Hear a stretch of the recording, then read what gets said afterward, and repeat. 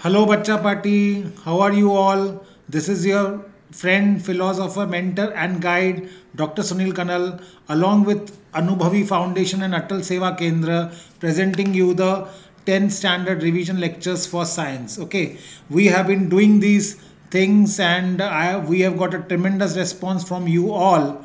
As I told you, I am Dr. Sunil Kanal, and I have been taking your revision lectures. So let's start with the very new topic, a very interesting topic of Science 1, Chapter 5, that is heat.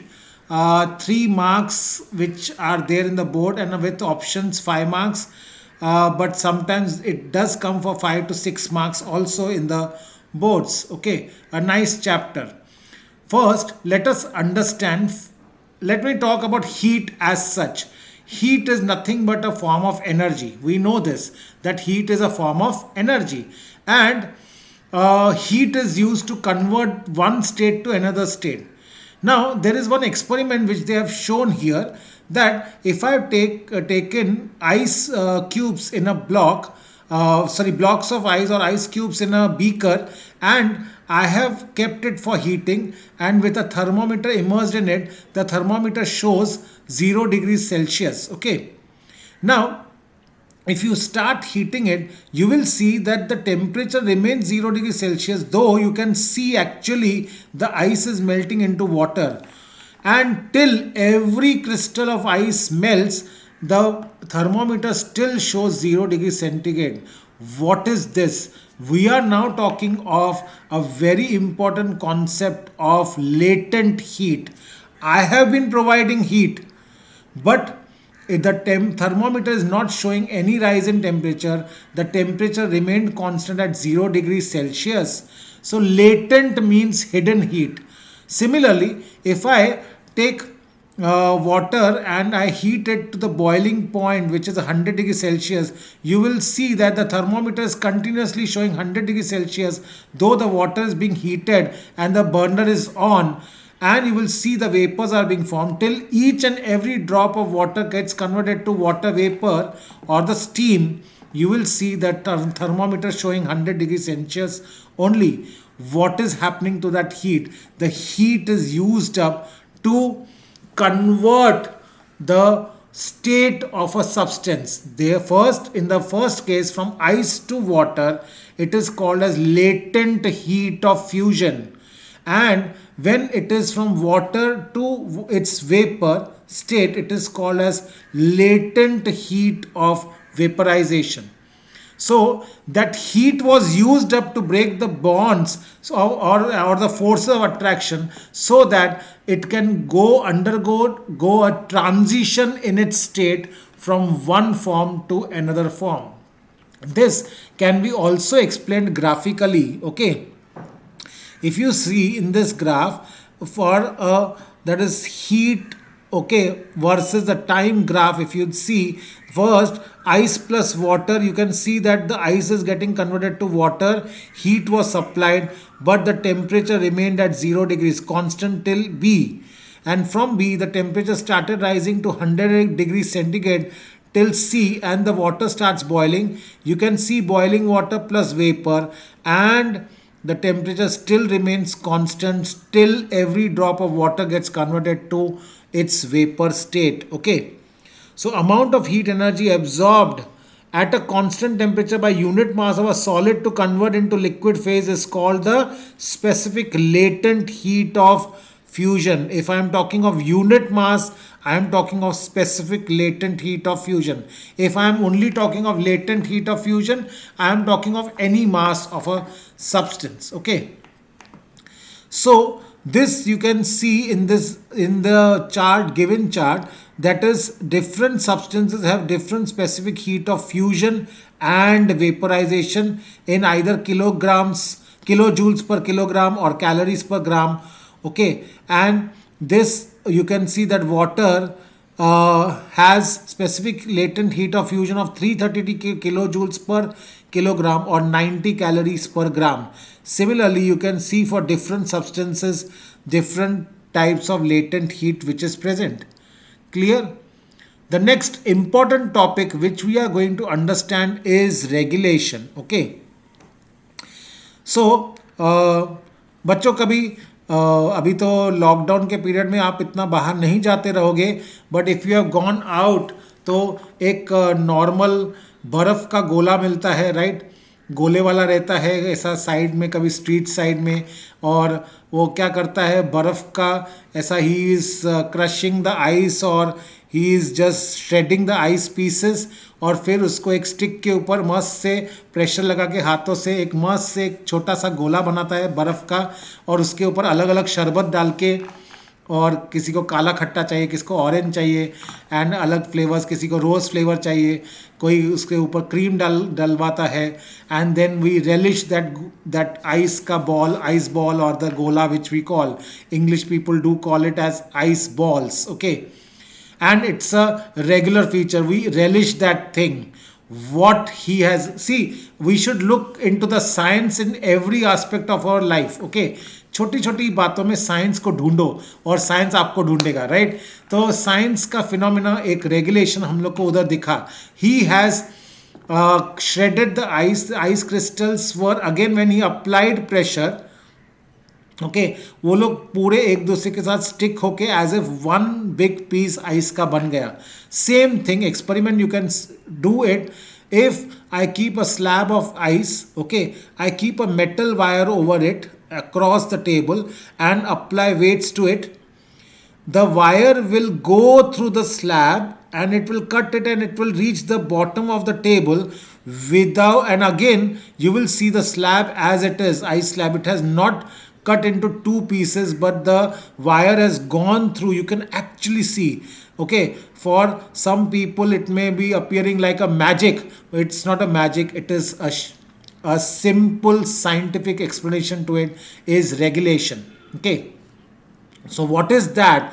The phenomena in which the ice converts to liquid water due to applied pressure and then reconverts to ice once the pressure is removed is called as regulation. A very important property of ice which we can see. Now comes to a very, very, very important concept, that is anomalous behavior of water. Generally, children, you must be knowing that whenever we heat a substance, okay, so a solid will expand, okay, or any substance will start expanding on heating and contract on cooling. But water has a unique property, a specific and exceptional behavior between 0 degrees Celsius to 4 degrees Celsius. Okay. So if we heat water from 0 degrees Celsius to 4 degrees Celsius, it contracts instead of expanding.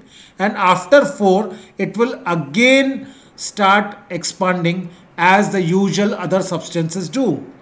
Similarly, if we cool the substance, it will, instead of contracting further from 4 to 0 degrees Celsius, if I cool my water, it will expand instead of contracting. This behavior of water between 0 to 4 degrees centigrade is called as anomalous behavior of water. Okay, you can see that the volume, if I see volume of water, okay, as I cool down the water, the volume decreases, it will be minimum at 4 degrees centigrade and again it will start increasing. Therefore volume increase means there is, instead of contracting, it has expanded.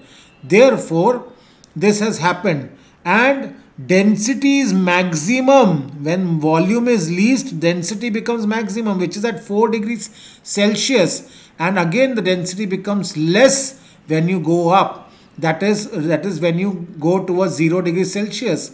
So density of ice is less than that of water, remember this. Therefore give reason, ice, whenever ice is put in a glass of water, it will float on the surface of water.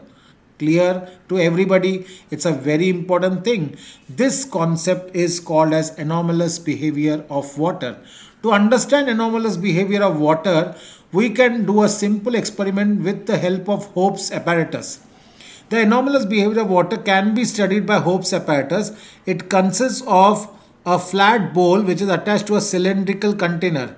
Now, this is your bowl which has a freezing mixture of ice and salt. Okay, there is a provision to attach thermometers above and below, that is here and here, thermometers which will be measuring the temperature of the cylindrical container, the liquid, that is water inside the cylindrical container here.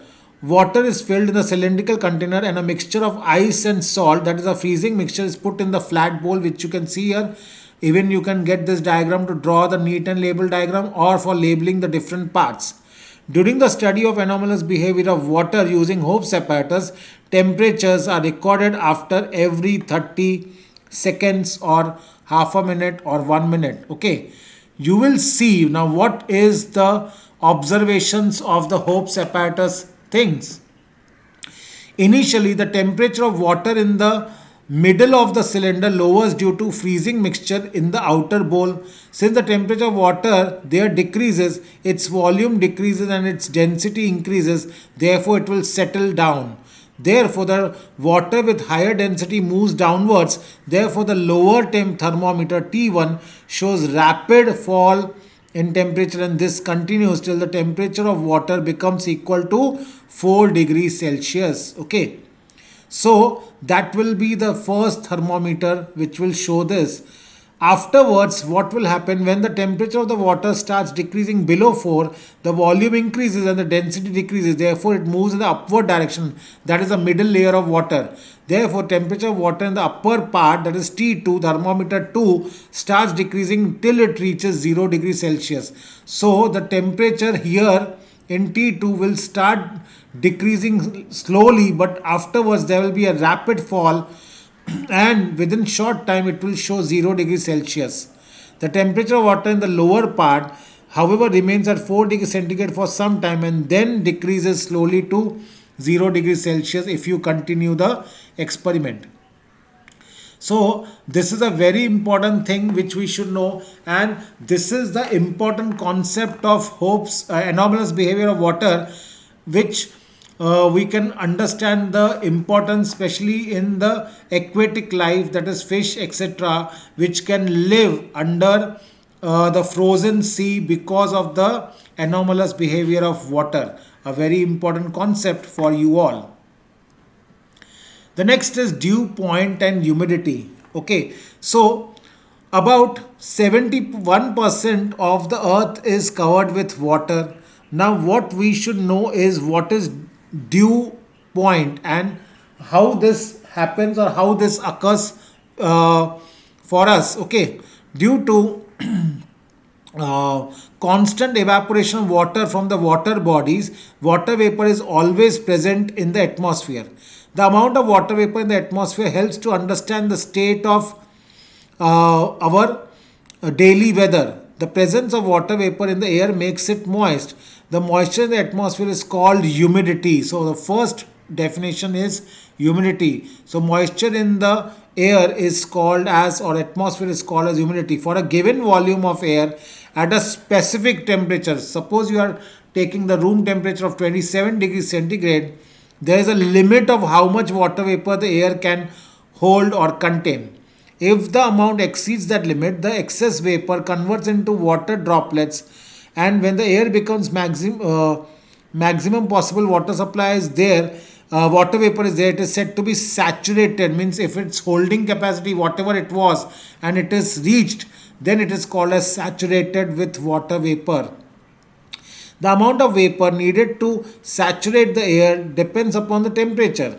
If the temperature is low, it will need less water vapor to saturate the same amount of air or the same volume of air, and if it is high, it will require more water vapor to saturate it.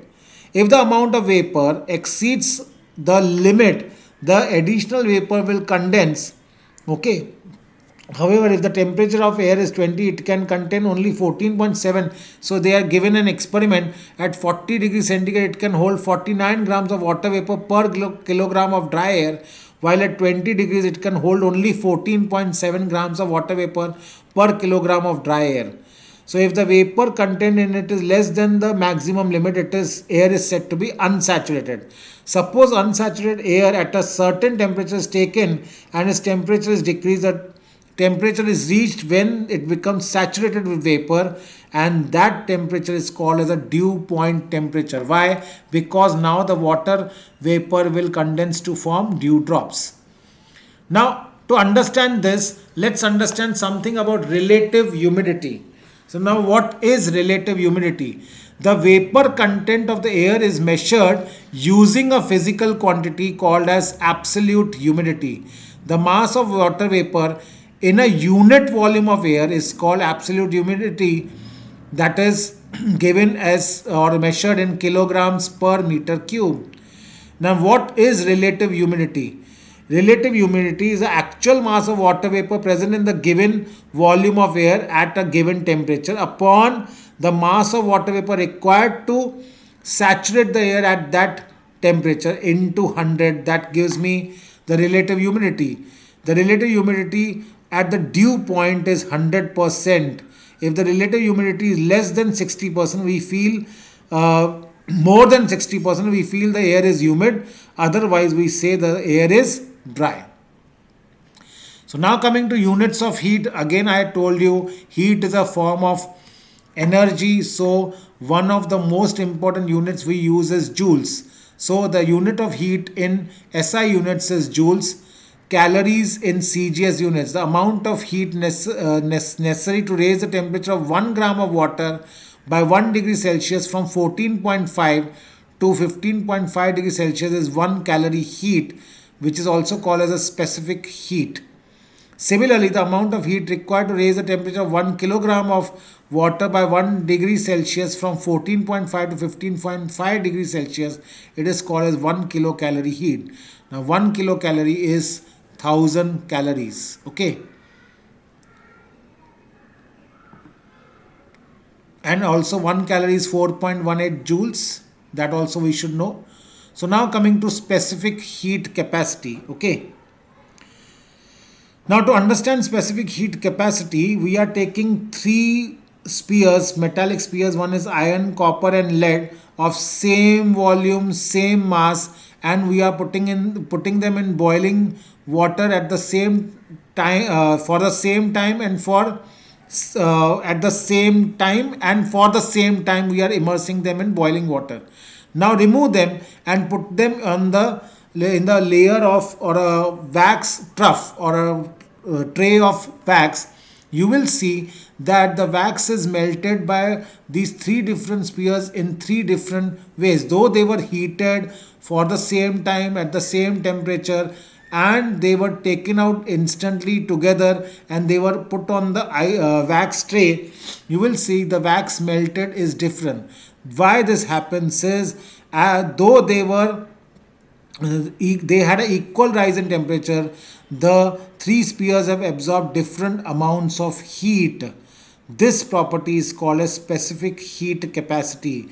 The amount of heat energy required to raise the temperature of a unit mass of object by 1 degree Celsius is called specific heat capacity of that substance. The more the specific heat, the more heat it will give out, and therefore iron has a more specific heat than copper than lead. The specific heat capacity of some substances are given here. The specific heat capacity is denoted by letter C and its SI units are joules per degree Celsius per kilogram and calories per gram degree Celsius. And if the specific heat of a substance is C, then if the mass of the object is m and its temperature is raised by delta T, that is the change in temperature from an initial temperature to higher temperature, then the heat energy absorbed H is equal to m into C into delta T, where m is the mass of the object, C is the specific heat capacity of that object, and delta T means change in temperature, rise or fall in temperature. If the heat is given out, it is fall in temperature. Still, this delta T means the difference. Delta here means the difference. Initial minus final or final minus initial temperature, depending upon whether you are raising the heat or you are giving out the heat from that substance. Okay. Now coming to a very important concept of principle of heat exchange. Now what is principle of heat exchange?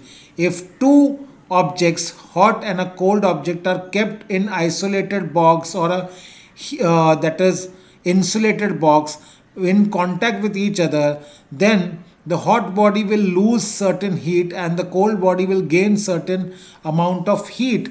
So whatever is the heat lost by the hot body will be the heat gained by the cold body. This happens till the time both are coming to the same temperature. So heat energy lost by the hot body or hot object is equal to the heat gained energy gained by the cold object. This is called as principle of heat exchange. To understand specific heat, we use the method of mixtures and calorimeter. So this is the calorimeter which you can see, you must have seen in the labs or in the science labs. This is seen. Okay. The specific heat of a substance can be measured with the help of calorimeter. Okay. Using the mixture method. For this purpose, a calorimeter is used. You have learned about the calorimeter in the previous standard also, in the 9th and the 8th standards, especially 8th standard, I suppose. It is if a hot solid object is put in the water in a calorimeter, copper calorimeter, heat exchange occurs between the hot object in the water and the calorimeter. This continues till the temperature of the solid object, the water and the calorimeter becomes equal. This is according to the principle of heat exchange. So heat lost by solid object is equal to the heat gained by water in the calorimeter plus heat gained by the calorimeter itself. So if heat lost by the solid object is Q is equal to mass of the solid object into its specific heat, okay, and decrease in the temperature, heat gained by the water is mass of the water into its specific heat, which is 1, and increase in its temperature, and heat gained by the calorimeter is Q2, that is mass of the calorimeter into its specific heat into increase in its temperature. Then Q, that is heat lost by the hot object, is equal to Q1 plus Q2, heat gained by calorimeter, of course water first, and calorimeter. Clear? You have understood? This is the principle of mixtures. Sorry. So this completes this chapter, dear students. I hope you have understood the summarized version of this chapter, an interesting chapter. With this, you can revise the chapter so easily. It was so nice. Now coming to certain questions. Okay. Now example, how much heat energy is necessary to raise the temperature of 5 kilogram of water from 20 degrees Celsius to 100 degrees Celsius? So mass is given 5 kilogram.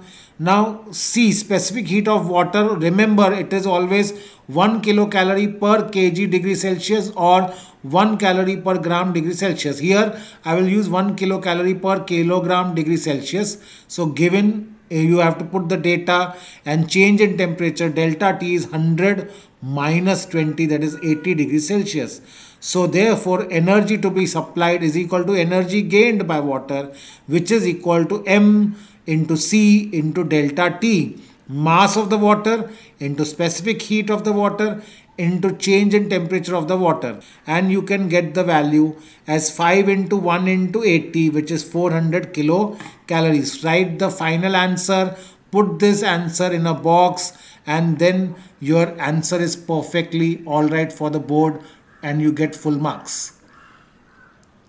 The next question, okay, is a copper sphere of 100 gram mass is heated to raise its temperature to 100 degrees Celsius, and it is released in water of mass 195 grams and temperature 10 degrees Celsius and a copper calorimeter. So sorry, 20 degrees Celsius. So if the temperature of water is 20 degrees Celsius, it will be same also for copper calorimeter because they are at the same temperature. Now if the mass of calorimeter is 50 grams, okay, what will be the maximum temperature of water, means what will be the maximum temperature, means what temperature it will come to. So specific heat of copper is given to you 0.1 calorie per gram degree Celsius. Of calorimeter will remain the same because calorimeter is also made up of copper. So we know principle of heat exchange, that is heat lost by the copper ball will be equal to heat gained by the water as well as calorimeter. Separately you find out for each of them. Now we don't know what is the final temperature of the mixture because the maximum temperature of water which will be reached will be the same temperature for the calorimeter as well as the copper ball. So now I will say Q is equal to 100 into 0.1 into 100 minus T. Let that temperature where they will attain the final temperature be T. So 100 minus T. Now heat gained by the water will be 195 into 1 into T minus 20, because that will be the final temperature which will be higher than, that is 20 degrees. For calorimeter it will be 50, that is 50 grams was its mass, into 0.1, that is specific heat capacity, into T minus 20. Substitute the values and you get the answer yourself. Okay. So dear students, we have completed this chapter. Hope you understood this nicely. You will revise it again and again. You will solve the problems, you will solve the questions, solve sums and the exercise questions, and you can get full marks on that. Thank you very much, Bacha Party. Take care. Always with you, and bless you. God bless you all.